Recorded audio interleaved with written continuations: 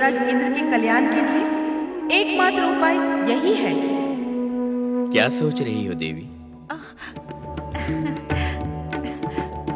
इतने अधीर क्यों हो रहे हैं महाराज? हमें भी तो इस विषय पर विचार करने दीजिए ना। हमारे धैर्य की सीमा समाप्त हो चुकी है देवी। यदि आप सहमत हैं, तो विचार करने का समय क्यों? आज्ञा कीजिए। आप स्वर्ग के महाराज हैं, एक दासी स्वामी को आगे कैसे दे सकती है? ऐसा न कहो शची, तुम स्वर्ग की स्वामिनी नहीं, मेरे हृदय स्वामिनी भी हो। यदि आप मुझे अपनी जीवन संगिनी बनाना ही चाहते हैं, तो ये मेरे लिए गौरव की बात होगी। मैं निंदनीय नहीं रहूंगी। देवी, मैं धन्य हुआ, मेरी आत्मा तृप्त हुई। मैं इसी समय आपसे प्रणय संबंध स्थापित करता हूँ। यदि आप मुझे अपनी जीवन संगिनी बनाना ही चाहते हैं, तो मेरी आपसे एक प्रार्थना है। प्रार्थना क्यों? आज्ञा दो देवी। जिन सप्तऋषियों ने आपको स्वर्ग सिंहासन पर आसीन किया है, आप वर रूप में अपनी डोली उन्हीं से उठवा कर लाएं। सप्तऋषि डोली उठा कर लाएं? इससे तुम्हें क्या लाभ होगा? मैं पतिव्रत धर्म को छोड़कर आपकी होने जा रही हूँ। यदि सप्तऋषि आपकी डोली उठाकर मेरे द्वार तक आएंगे, तो इससे उनकी मान्यता प्राप्त हो जाएगी और ये विवाह धर्म अनुसार माना जाएगा।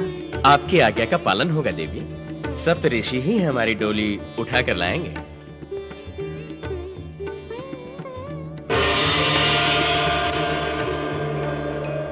महाराज नहुष की जय। स्वर्गाधिपति महाराज नहुष की जय।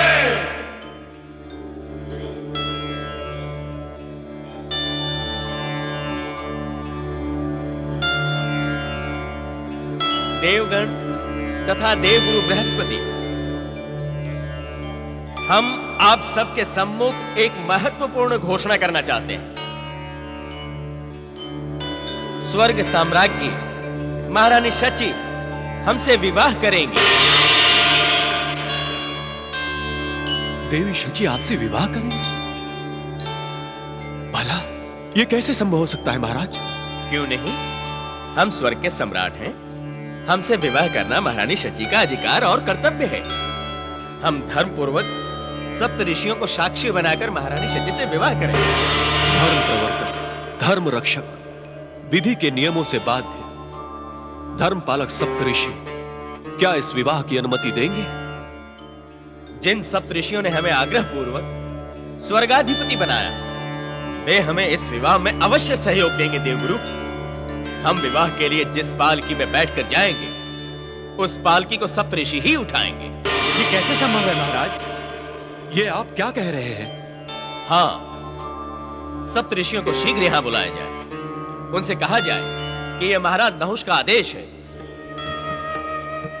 महाराज नहुष के आदेशानुसार सप्तर्षि नहुष की पालकी लेकर इंद्राणी के पास जाते हैं।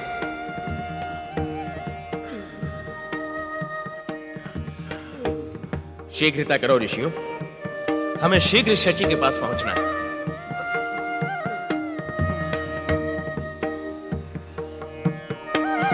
चलो, शीघ्र चलो। सर्प सर्प सर्प गति से चलो।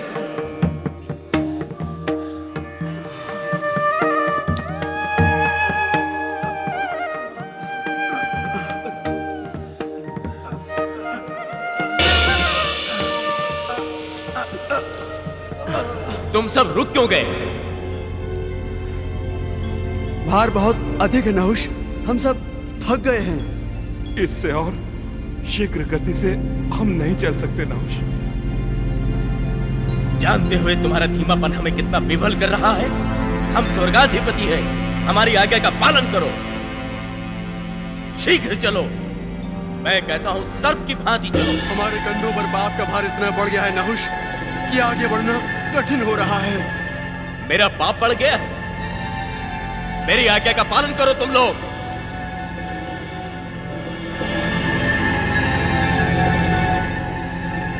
इष्ट सप्तऋषियों, तुम लोग मेरी आज्ञा की अवहेलना कर रहे हो।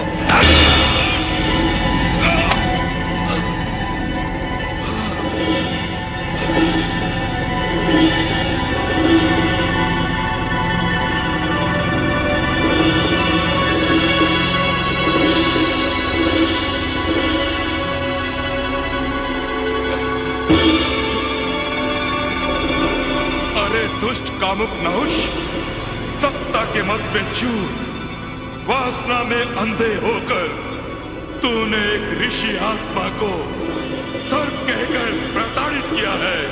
क्या मैं तुझे श्राप देता हूं, दुष्ट नहुष, तू सर्प बनकर नर्क हो।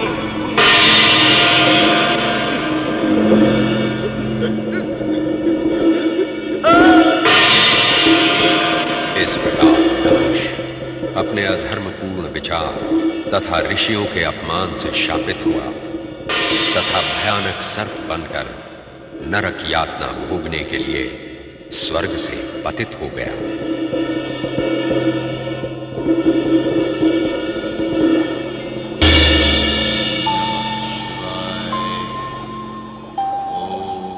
नमः शिवाय।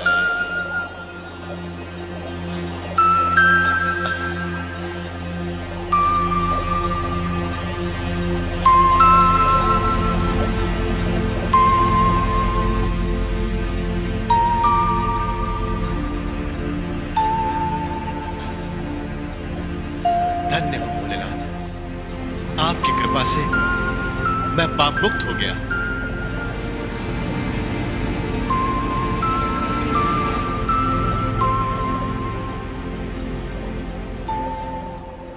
ओमकारेश्वर भगवान श्री शिव शंकर की जय।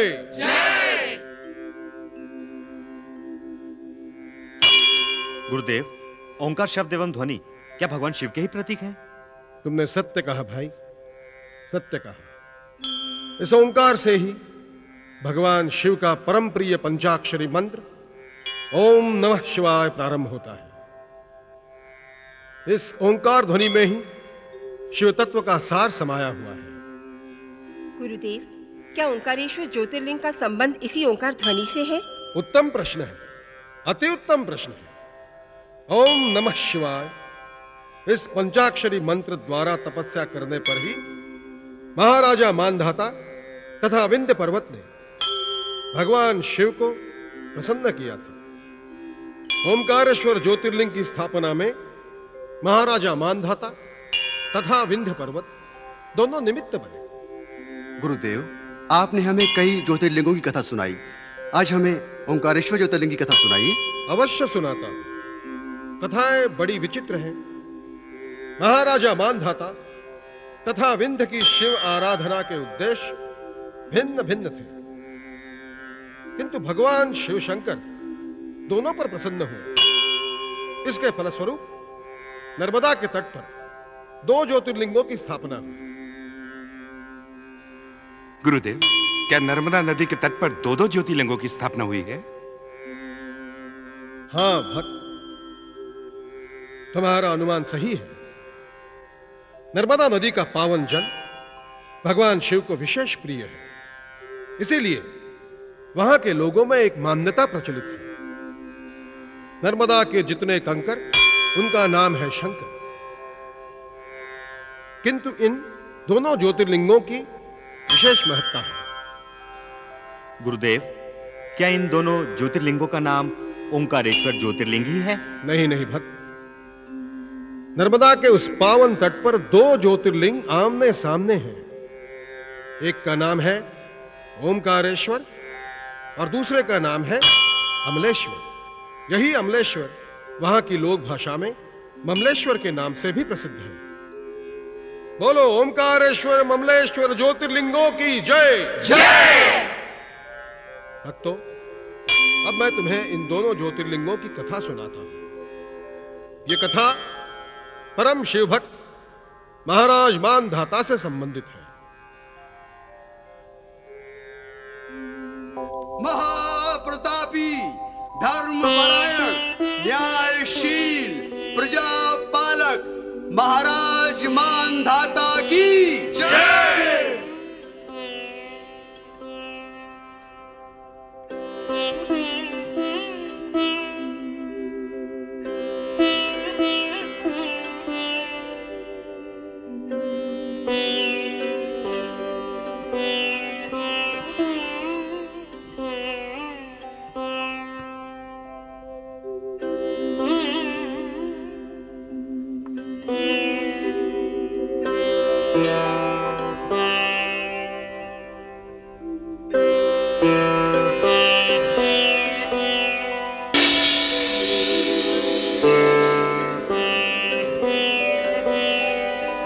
महाराज की जय हो। महाराज, राज सिंहासन पर स्वयं न विराजमान होकर आपने अपना राजमुकुट क्यों स्थापित कर दिया?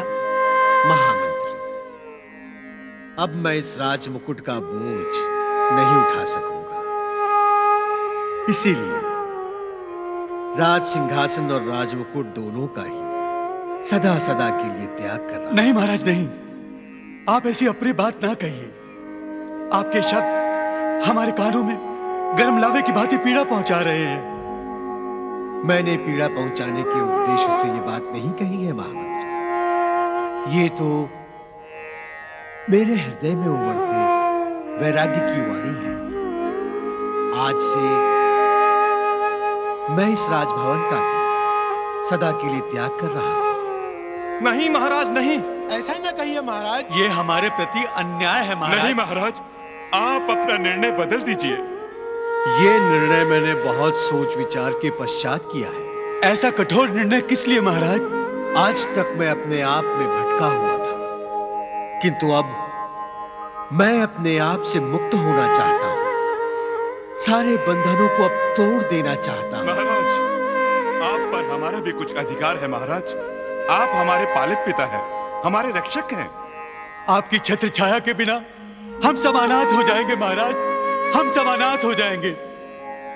भगवान शिव शंकर ही हम सबके नाथ हैं। मैं अब उन्हीं की शरण में जा रहा हूं।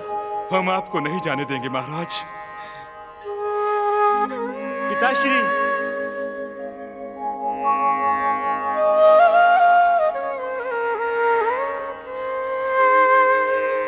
क्या आपने राज सिंहासन का त्याग कर दिया है? क्या ये सच है पिताश्री? हाँ पुत्र, ये सच है। मैं आज से राजसत्ता, राजभवन सब कुछ त्याग रहा हूं। ऐसा कठोर निर्णय लेने से पहले आपने हमें बताया तक नहीं। पूज्यतात, क्या हम दोनों भाइयों से कोई अपराध हुआ है? नहीं, आप दोनों भाइयों को मैंने ऐसे शुभ संस्कार दिए हैं, क्या आप भूल से भी कोई अपराध नहीं कर सकते।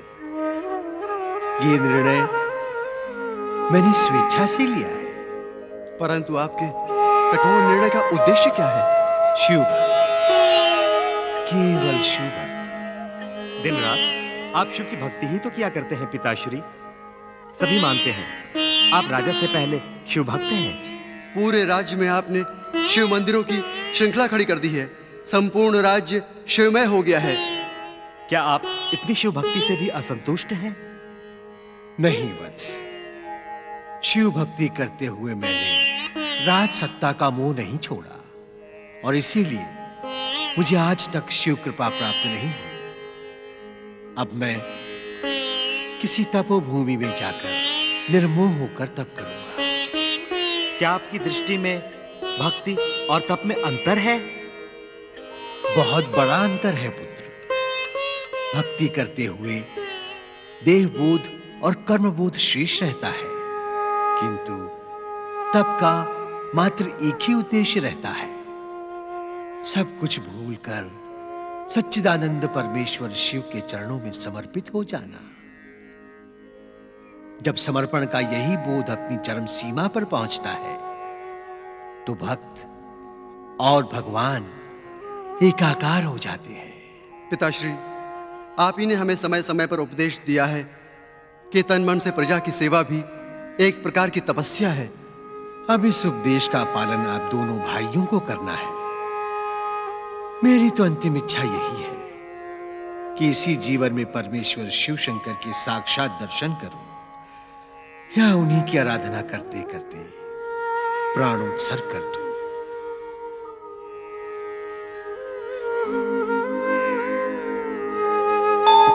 मन में जब निष्काम भक्ति की भावना जागृत होती है, मनुष्य सारे संसारिक सुखों को त्याग कर भक्ति मार्ग की ओर चल पड़ता है।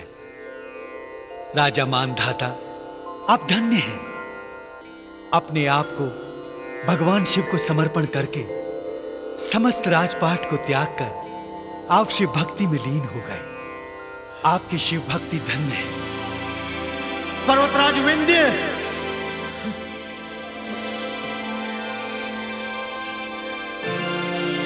पर्वतराज विंध्य,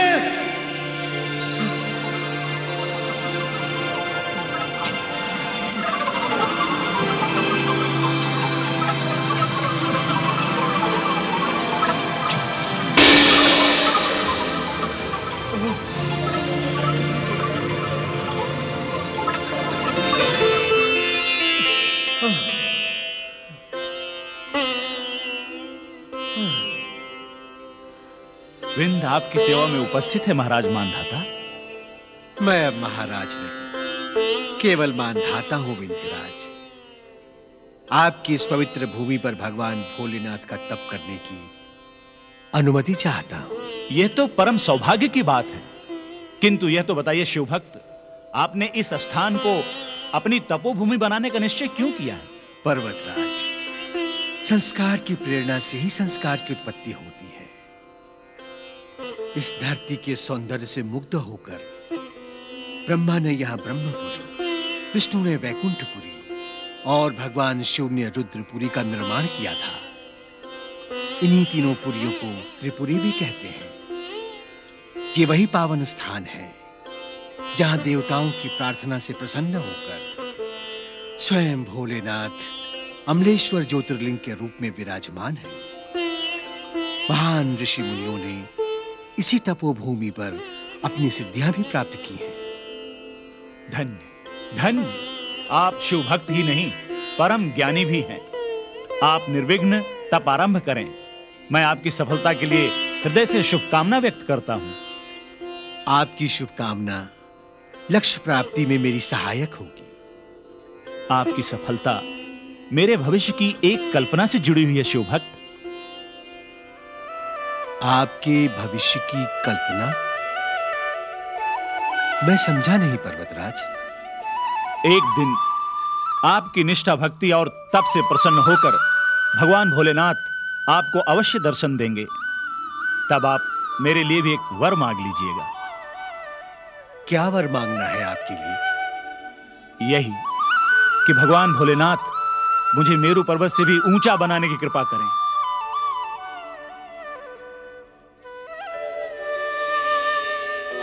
किस विचार में पड़ गए महाराज? निर्विघ्न तप आरंभ कीजिए, आपकी मनोकामना अवश्य पूर्ण होगी।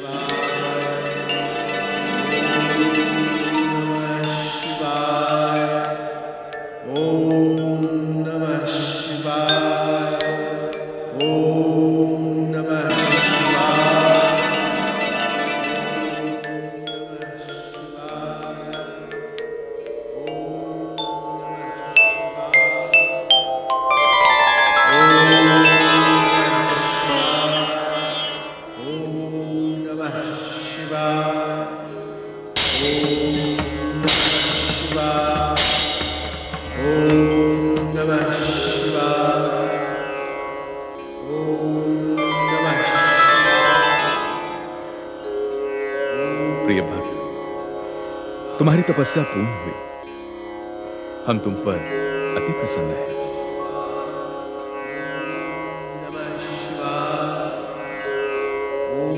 आंखें खोलो।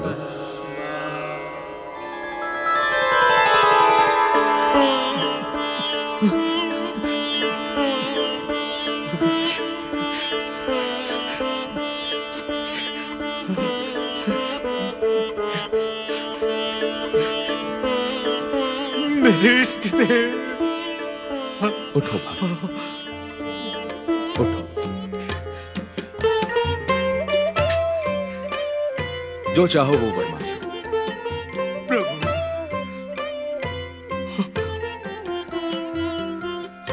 ओंकार स्वरूप नर्मदा के इस पावन तट पर ओंकारेश्वर ज्योतिर्लिंग के रूप में आप सदा विराजमान रहे और जो भी प्राणी भक्ति भावना से अपनी मनोकामनाओं के साथ आपकी शरण में आए, उसकी इच्छा पूर्ण करे प्रभु। तथास्तु।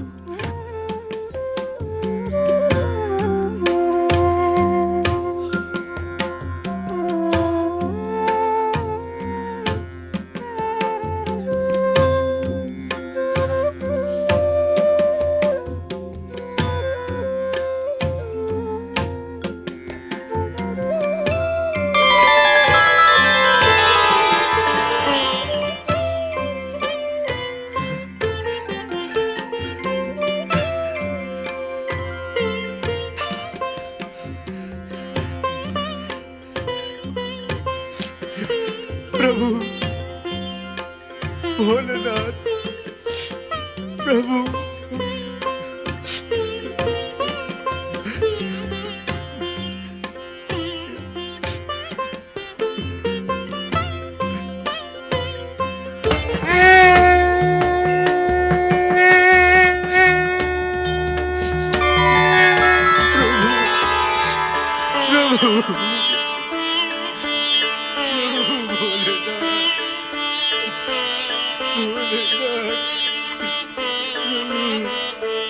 भोलेनाथ,